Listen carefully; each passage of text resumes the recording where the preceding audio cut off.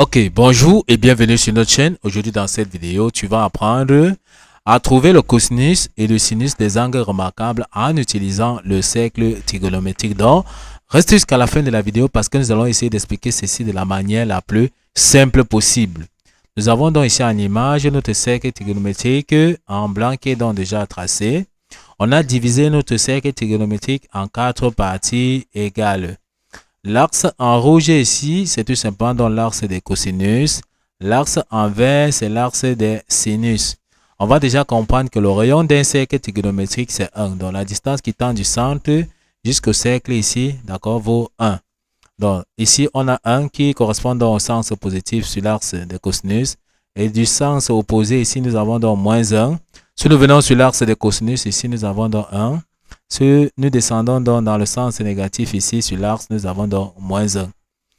Ok, une fois qu'on a donc compris ceci, bien comprendre aussi que le cercle trigonométrique a deux sens de lecture. Il y a le sens trigonométrique qu'on appelle donc le sens positif, qui est le sens contraire des aiguilles d'une montre. Donc,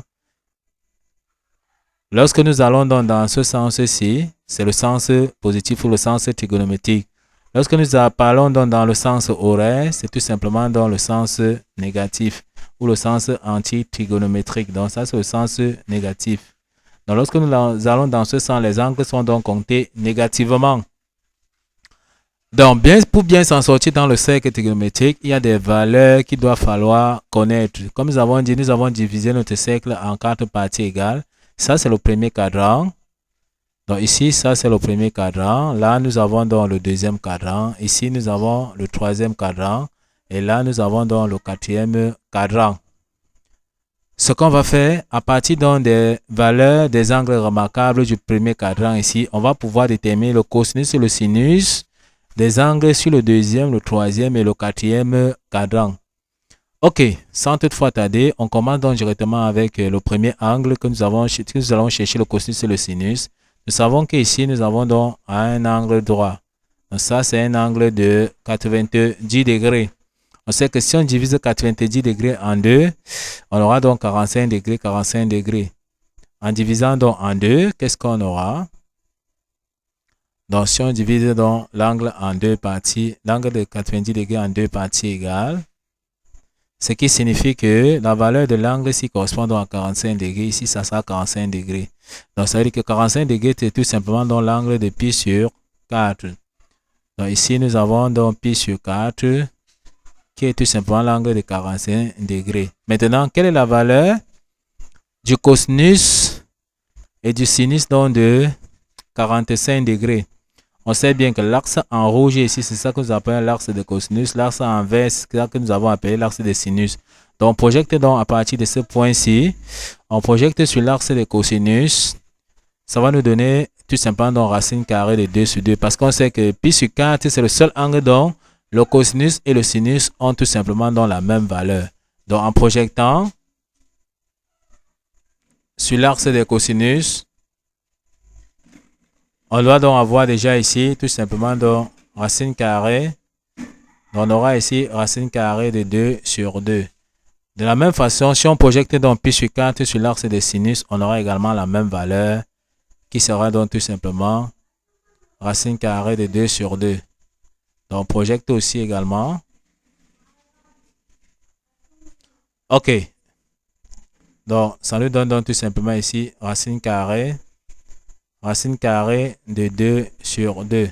Donc, on voit bien que cosinus donc de pi sur 4, c'est racine carrée de 2 sur 2. Sinus de pi sur 4, c'est racine carrée de 2 sur 2. Donc, on voit bien que ça, ce sont des angles à maîtriser absolument. D'accord? Allez retenir donc par cœur. Ok. Une fois qu'on a fini donc avec le pi sur 4, on va donc prendre notre angle de 90 degrés ici. On va diviser en 3 parties égales, donc c'est-à-dire en 30 degrés. Donc en divisant, on aura donc ici 30 degrés. Là encore, on aura donc 30 degrés, tel que on sait qu'on aura 30 degrés plus 30 degrés plus 30 degrés, ça fait donc 90 degrés qui correspond donc à l'angle droit. Or, on sait que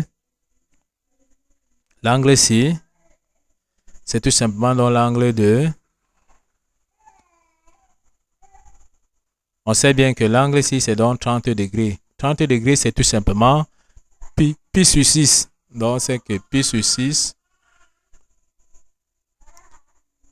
correspond donc à l'angle de 30 degrés. D'accord? Maintenant, tout ce qu'on va savoir ici, si nous avons donc 30 degrés, quel est donc le cosinus et le sinus donc de l'angle de 30 degrés? Si on projette donc à partir de ce point-ci, si on projette sur l'axe des sinus, on aura donc le sinus de pi sur 6. En projectant, qu'est-ce qu'on aura?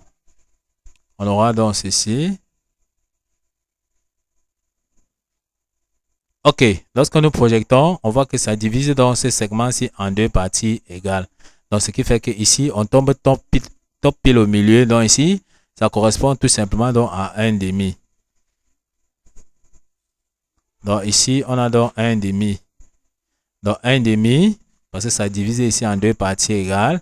Et lorsqu'on projette directement ici, la valeur qui ici nous donne, va nous donner tout simplement donc racine carrée de 3 sur 2. Donc en projectant sur l'axe des cosinus à ce niveau-ci, on voit que ça se rapproche donc du cercle. Donc la valeur là, c'est tout simplement donc racine carrée. Donc on aura donc ici racine carrée de 3 sur 2. Donc le cosinus de pi sur 6, c'est racine carrée de 3 sur 2. Et le sinus de pi sur 6, c'est 1,5. Une fois qu'on a donc compris ceci, on va donc continuer à remplir notre cercle trigonométrique. On va aller sur l'angle de 60 degrés. Nous avons vu qu'on avait 30 degrés ici. Ici encore 30 degrés, ça fait 60 degrés qui correspond donc à pi sur 3. Donc ici, c'est un angle de pi sur 3. Donc ici, nous avons donc pi sur 3, qui est donc tout simplement dans l'angle de 60 degrés. Maintenant, quel est le cosinus et le sinus donc de pi sur 3? Il suffit donc de projeter. À partir de ce point-ci, on projette donc sur l'axe des cosinus. Donc, si on projette donc ce point sur l'axe des cosinus, on voit bien qu'on tombe donc top pile encore ici au milieu. D'accord? De 0,1. Donc, ça divise en deux parties. Donc, ici, on voit bien que ça va correspondre donc à 1,5. Donc, ici, on a tout simplement donc 1,5. On renforce un peu. Et net, comme on connaît que c'est 1,5, si on projette ici sur l'axe des sinus, la valeur qu'on obtient ici va nous donner tout simplement donc racine carrée de 3 sur 2. Donc, projecter ici, on voit qu'on se rapproche du cercle trigonométrique. Donc, on obtient ici tout simplement donc racine carrée. Donc, on obtient ici racine carrée de 3 sur 2. Donc, nous avons donc racine carrée de 3 sur 2. Donc, cosinus de pi sur 3, on sait que c'est 1,5. Et le sinus de pi sur 3, c'est racine carrée de 3 sur 2. Donc, si on regarde bien les valeurs, ici, on a donc 0, 1,5, racine de 2 sur 2, racine carrée de 3 sur 2. Et ici, on a donc 1. Et on sait bien que ici, correspond donc sur le cercle trigonométrique à un angle donc de 0 degré. Donc, ici, on a donc un angle de 0 degré. Donc ici, c'est l'angle donc de 0 degré. Ça veut donc dire tout simplement que si on veut donc le cosinus de 0 degré qui est ici, ça correspond tout simplement donc sur l'axe de cosinus ici à 1. Et si on veut donc le sinus de 0 degré, il suffit de projeter donc sur l'axe des sinus ici, ça donne donc 0. Et sachant bien que l'angle ici, c'est pi sur 2 qui est 90 degrés. Et 2pi sur 2, c'est ici qui correspond donc à pi. Donc l'angle ici, c'est pi. Donc ici, nous avons donc pi. Et ça signifie que cosinus donc de pi, c'est moins 1. Maintenant, si on veut donc le sinus de pi, on projette donc sur l'axe des sinus ici, ça nous donne donc 0. Donc, voici comment on fait donc tout simplement pour retenir les cosinus et les sinus dans des angles remarquables. Donc, à partir des valeurs de ces angles, du cosinus et du sinus de ces angles remarquables sur le premier cadran ici, on peut déterminer les valeurs du cosinus du sinus sur le deuxième, le troisième ou bien le quatrième cadran sans problème, sans difficulté. Donc ici, comme nous avons dit, ça c'est un angle droit à ce niveau-ci qui est 90 degrés, qui est donc pi sur 2. Maintenant, on va donc prendre un angle, par exemple ici. Prenons l'angle de 2 pi sur 3. Donc si on prend l'angle de 2 pi sur 3, on va donc chercher le cosinus de 2 pi sur 3. Nous allons également chercher le sinus de 2 pi sur 3 en utilisant notre cercle trigonométrique. Comme nous avons dit, ici nous avons déjà donc pi sur 3. Alors nous avons vu que l'angle ici, c'était 30 degrés puisqu'on avait divisé notre cercle trigonométrique, notre angle de 90 degrés ici en 3 parties égales, donc en 30 degrés. Donc ce qui fait qu'ici, si c'est 60 degrés, c'est qu'il reste 30 degrés ici. On divise encore ici aussi en 30 degrés, l'angle de 90 degrés à ce niveau-ci.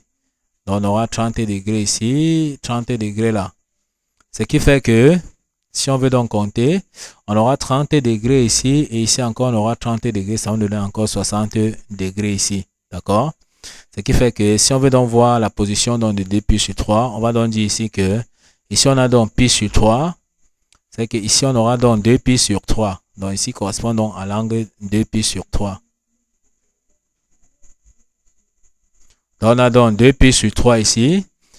Et si on veut donc revenir ici, on voit qu'ici on sera à 3 pi sur 3. Donc ici on aura 3 pi sur 3. Et si on simplifie par 3, on voit que ça nous donne bien pi. On se retrouve bien ici à pi. Maintenant, quel est le cosinus et le sinus donc de 2 pi sur 3? Pour avoir donc le cosinus et le sinus de 2 pi sur 3, il suffit donc de projeter 2 pi sur 3 sur l'axe des sinus pour avoir donc son sinus. Si on projette ici, on voit que ça tombe top pile tout simplement donc à racine carrée de 3 sur 2. Donc le sinus de 2 pi sur 3, c'est racine carrée de 3 sur 2. D'accord? On voit bien qu'il suffit de projeter pi sur 3 ici. Lorsqu'on projette, ça tombe ici à racine carrée de 3 sur 2. Lorsqu'on projette ici, ça nous tombe à 2 pi sur 3. Donc ça nous fait comprendre ici que le cosinus de 2 pi sur 3, c'est racine carrée de 2 sur 2. Donc nous avons de racine carrée de 3 sur racine carrée de 3 sur 2. Donc le cosinus de pi sur 3, c'est racine carrée de 3 sur 2. Le cosinus de 2 pi sur 3, c'est encore racine carrée de 3 sur 2. Maintenant, à quoi correspond donc le sinus? On projette tout simplement donc 2 pi sur 3 ici sur l'axe des cosinus. En projectant, qu'est-ce que ça nous donne? Donc lorsqu'on projette tout simplement ici, on voit que ça tombe aussi top pile au milieu. Ce qui signifie que ça tombe top pile ici au milieu. Et comme c'est du côté négatif, ça veut nous faire comprendre ici que ça divise ce segment-ci en deux parties égales. Donc ici, on sera à moins 1,5. Donc ici, on aura moins 1,5. Et si on voit bien que c'est symétrique par rapport au centre ici, parce qu'on avait le cosinus de pi sur 3 ici, c'était 1,5. On voit que par symétrie ici, on voit que ici correspond donc à moins 1,5. Donc ça, ce qui signifie que le cosinus, donc ici, on va donc rectifier à ce niveau. Donc là, le cosinus de 2 pi sur 3, c'est donc moins 1,5. Et le sinus de 2 pi sur 3, c'est tout simplement donc racine carrée de 3 sur 2, tel que nous avons dit. D'accord? Cosinus de 2 pi sur 3, on projette ici, ça nous donne moins 1,5. Et le sinus de 2 pi sur 3, on a projecté ici sur l'axe des sinus, ça nous a donné racine carrée de 3 sur 2. On va donc prendre encore un autre angle ici pour bien comprendre. Prenons par exemple l'angle 3 pi sur 4. Donc si on prend l'angle 3 pi sur 4, qu'est-ce que ça va nous donner? Ou bien alors on peut prendre un angle ici sur le 4e cadran. Si on prend l'angle moins pi sur 4, par exemple ici, donc ça c'est pi sur 4. Si on part donc, on projette comme ceci, on tombe ici à moins pi sur 4. Donc ici, nous avons donc l'angle ici qui est donc moins pi sur 4. Si on veut donc tout simplement le cosinus de moins pi sur 4 sera égal à quoi? Et le sinus de moins pi sur 4 sera donc égal à quoi? Ce qu'on va faire, on va utiliser dans notre cercle trigonométrique. Si on projette dans ce point-ci, sur l'axe des cosinus, on voit qu'on tombe ici à racine carrée de 2 sur 2. Donc le cosinus de moins pi sur 4, c'est racine carrée de 2 sur 2. Donc, ça nous donne racine carrée de 2 sur 2. Maintenant, si on veut dans le sinus de moins pi sur 4, il suffit de projeter donc sur l'axe des sinus ici à ce niveau. Et si on projette, tout simplement à ce niveau, la valeur ici, on voit que c'est du côté donc négatif de sinus. Donc la valeur ici sera à moins racine carrée de 2 sur 2. Donc ici, on sera donc à moins racine carrée de 2 sur 2. On voit que ça sera la symétrie. Parce que ici, on était à pi sur 4. Son sinus était racine carrée de 2 sur 2. On voit que ça sera dans la symétrie ici. Par rapport au centre, on voit que ça correspond ici à moins racine carrée de 2 sur 2. Ok, donc on peut donc écrire tout simplement ici moins racine carrée de 2 sur 2. Donc voilà comment on peut donc faire tout simplement pour déterminer les différents angles remarquables, d'accord, à partir donc des angles remarquables du premier cadran. Ok, nous sommes donc arrivés au terme de cette vidéo. Ne manquez pas de vous abonner à la chaîne, de liker la vidéo, de partager la vidéo aux proches et amis et d'activer donc la cloche de notification pour ne plus manquer nos prochaines vidéos. Sur ce, à bientôt.